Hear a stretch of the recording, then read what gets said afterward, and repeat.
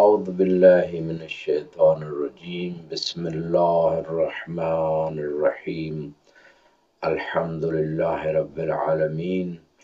والصلاة والسلام على أشرف الأنبياء حبيب قلوبنا وطبيب نفوسنا بالقاسم محمد وعلى آله الطيبين الطاهرين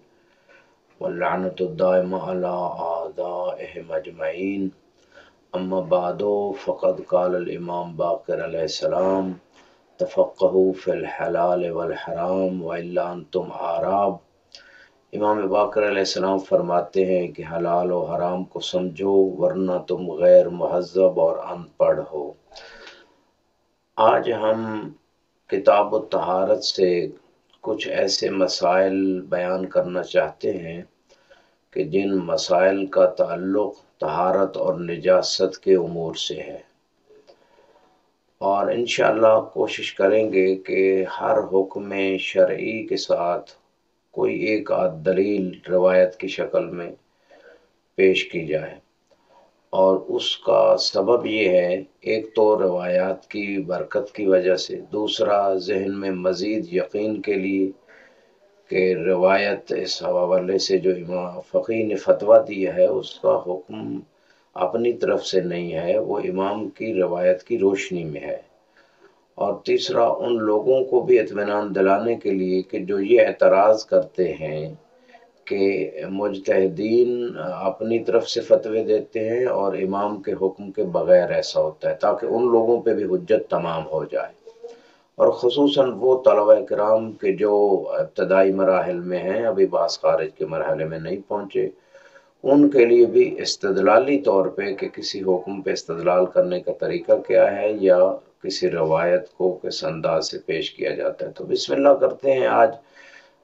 کتاب الطہارہ فقہی احکام میں سب سے پہلی چیز جس کا ذکر کیا جاتا ہے وہ طہارت و نجاست کے احکام ہے، اور اس میں مقدمے کے طور پہ پانی کی قسموں کو بیان کیا جاتا ہے، چونکہ پانی کی قسموں سے کسی چیز کے پاک ہونے یا پاک کرنے یا نجس ہونے یا نجس کے ساتھ ملنے کی وجہ سے جو چیزیں مرتب ہوتی ہیں اور ان کو کیسے پاک کرنا ہے، وہ پانی کی اقسام سے سمجھ کے ان چیزوں کو سمجھا جا سکتا ہے۔ تو پانی کی دو قسمیں بیان کی گئیں، ایک مضاف پانی اور ایک مطلق پانی۔ مضاف پانی سے مراد وہ پانی ہے کہ جو کسی چیز سے حاصل کیا گیا ہو، جیسے انار کا پانی ہے، انگور کا پانی ہے،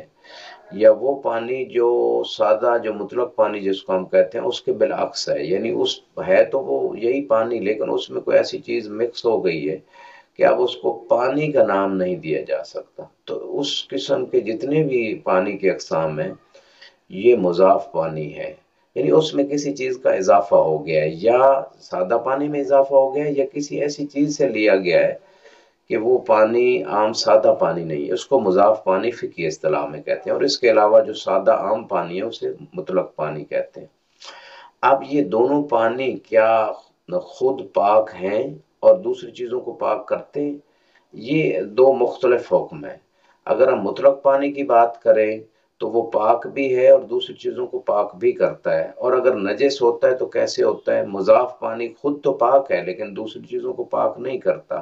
تو اس طرح کے مختلف احکام جو پانی سے ریلیٹڈ ہیں انشاءاللہ آپ کی خدمت میں پیش کر رہے ہیں۔ ابھی ہم فرسٹ آف آل جو آپ کو بتانا چاہتے ہیں وہ یہ ہے کہ وہ پانی کہ جس کو ہم مضاف پانی کہتے ہیں وہ پاک کیسے ہے، کیا دلیل ہے؟ تو ہمارے پاس ایک قاعدہ ہے، فقہی قاعدہ اصالت الطہارت کا، اور اس میں روایت بھی موجود ہے۔ معصوم علیہ السلام جو ہیں وہ روایت کو باقاعدہ بیان کرتے ہیں، کلو شے لک طاہر حتی تعلم انہ نجس، اس طرح کی روایت کہ ہر شے آپ کے لیے پاک ہے جب تک علم نہ ہو کہ وہ نجس ہے۔ لیکن یہاں پہ ایک اور روایت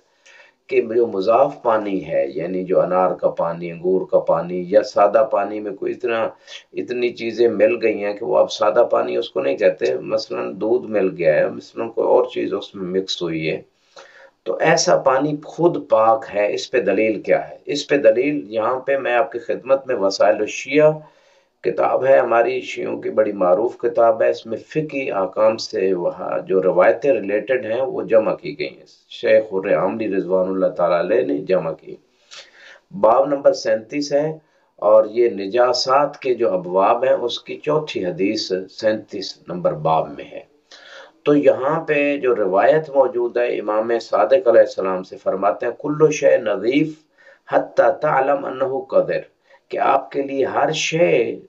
پاک اور طاہر صاف ہے، یہاں تک کہ آپ کو علم میں یقینی ہو جائے کہ یہ چیز ناپاک ہے یا گندی ہے۔ فَإِذَا عَلِمْتَ، جب آپ کو علم ہو جائے کہ یہ چیز ناپاک ہے تو پھر وہ ناپاک ہے۔ وَمَا لَمْ تَعْلَمْ فَلَيْسَ عَلَيْكَ، جب تک آپ کو علم یقینی نہیں، آنکھ سے نہیں دیکھا،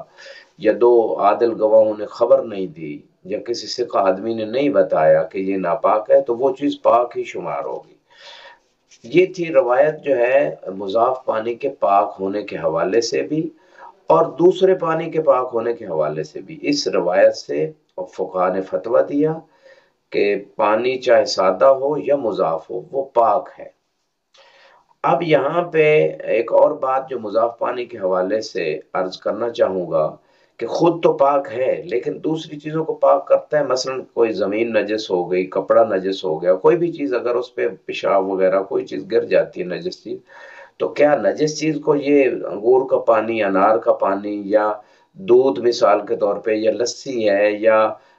کوئی اور پانی، مثلا اس میں اتنی چیزیں مل گئی ہیں کہ اب اس کو صاف پانی نہیں کہتے، تو کیا یہ ایسی چیز کو پاک کرے گا جو کپڑا وغیرہ نجس ہو گیا؟ تو اس حوالے سے طبعاً یہ پاک نہیں کرے گا، یہ حکم شرعی علماء نے بیان کیے، اور اس میں جو دلیل دی ہے وہ قرآن کی آیت سورہ نساء سے 43 نمبر آیت میں اللہ سبحانہ وتعالی ارشاد فرما رہا ہے فَلَمْ تَجِدُوا مَاءً فَتَيَمَّمُوا صَعِيدًا طَيِّبًا، کہ اگر تمہیں پانی نہ ملے تو پھر تم تیمم کرو، پاک مٹی سے تیمم کرو۔ اس کا مطلب یہ ہے کہ جو مطلق پانی ہے، جو عام سادہ پانی ہے، وہ پانی اگر نہیں مل رہا تو پھر مضاف پانی سے طہارت حاصل نہیں ہو سکتی۔ اگر مضاف پانی انگور کا پانی ہے یا دوسرے کوئی مضاف پانی قسم ہے، اگر اس سے طہارت حاصل ہوتی تو خدا پھر مٹی کی طرف اور تیمم کا حکم نہ دیتا قرآن میں۔ تو اس کا معنی یہ ہے کہ یہ مضاف پانی دوسری چیزوں کو پاک نہیں کرتا اور اس سے طہارت نہیں حاصل ہوتی، چاہے مانوی طہارت ہو چاہے دوسری طہارت ہو۔ اسی طرح ایک اور جو ہے نا آپ کی خدمت میں یہاں پہ روایت عرض کرنا چاہوں گا کہ جس طرح مانوی طہارت حاصل نہیں ہوتی، اسی طرح دوسری طہارت جو ہے مثلا ناپاک چیز کو بھی یہ مضاف پانی پاک نہیں کرتا۔ اس پہ ایک اور روایت ہے، اور یہ روایت وسائل الشیعہ کے باب 30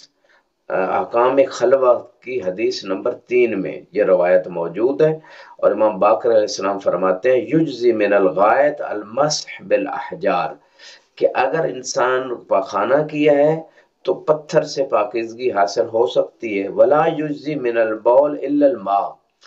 اور پیشاب جو ہے اس سے طہارت کے لیے پانی کے علاوہ اور کوئی چیز کافی نہیں ہے۔ اس روایت سے یہ سمجھا گیا کہ اس کا مطلب اگر مضاف پانی سے فائدہ ہوتا، یہ مطلق پانی سے تو پیشاب سے طہارت ہو رہی ہے، لیکن اگر مضاف پانی بھی پاک کرتا ہوتا تو امام فرما دیتے، یہاں امام نے حاصل کر دیا اللہ کے ذریعے سے۔ تو اس دلیل کی وجہ سے بھی فقہاء نے فتویٰ دیا کہ جو مضاف پانی ہے وہ خود پاک ہے جب تک اس میں کوئی نجاست نہ گرے، لیکن دوسری چیزوں کو پاک نہیں کرتا، اور مانوی طہارت بھی غسل اور وضو بھی اس سے نہیں ہو سکتا۔ اسی طرح جو ہے ایک اور مقام پہ جو ہے روایت آپ کی خدمت میں عرض کرنا چاہتا ہوں کہ مضاف پانی ایک تو پاک ہے، یہ حکم دلیل سے واضح ہوگا روایت سے، دوسری چیزوں کو پاک نہیں کرتا اور وضو غسل بھی نہیں ہو سکتا، یہ بھی روایت اور آیت سے بات واضح ہو گئی۔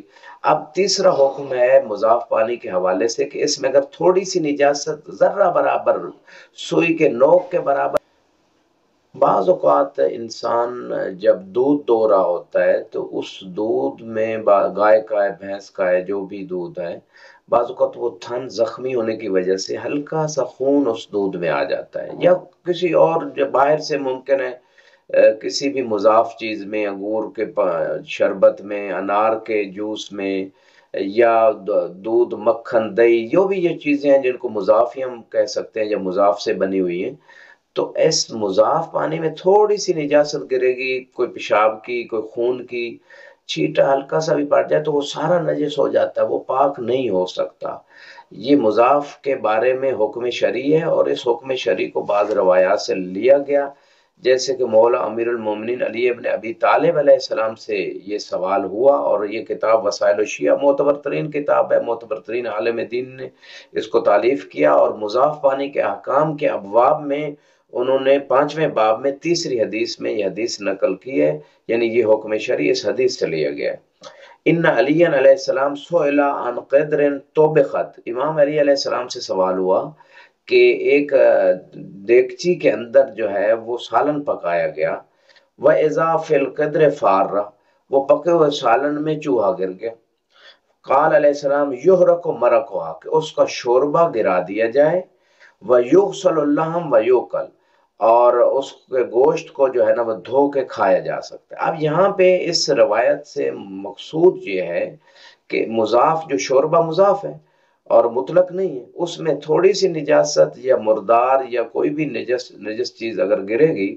تو وہ فوراً نجس ہو جائے گا، اس کو استعمال نہیں کیا جا سکتا۔ تو اس روایت سے یہی بات سمجھ آئی، دودھ من ہو، 1 کلو ہو تو زیادہ ہو، شربت ہو، ہلکی سی نجاست، ہاتھوں پہ بعض اوقات زخم آ جاتا ہے، تھوڑا سا خون اس میں چلا گیا معمولی سا، وہ ساری چیز نجس ہو جائے گی، اس کو استعمال نہیں کیا جا سکتا۔ یہ شرعی حکم امام کے اس روایت سے، اور بہت ساری روایات ہیں، لیکن اختصار کے لیے ہم ایک ایک روایت آپ کی خدمت میں پیش کر رہے ہیں۔ تو آج کی بات کا خلاصہ یہی ہے کہ پانی کی 2 قسمیں ہیں، مضاف اور مطلق۔ مطلق کے بارے میں ہم تفصیل بیان کریں گے، ابھی مضاف پانی ہے خود پاک ہے، روایت پیش کر دی، دوسری چیزوں کو پاک نہیں کرتا جو نجس ہو جائیں، اور نجاست تھوڑی سی مل جائے ناپاک ہو جاتا ہے، اور مضاف پانی سے نہ وضو ہو سکتا ہے نہ غسل ہو سکتا ہے۔ اس حوالے سے آیت بھی پیش کی، روایات بھی۔ وآخر دعوانا ان الحمد للہ رب العالمین۔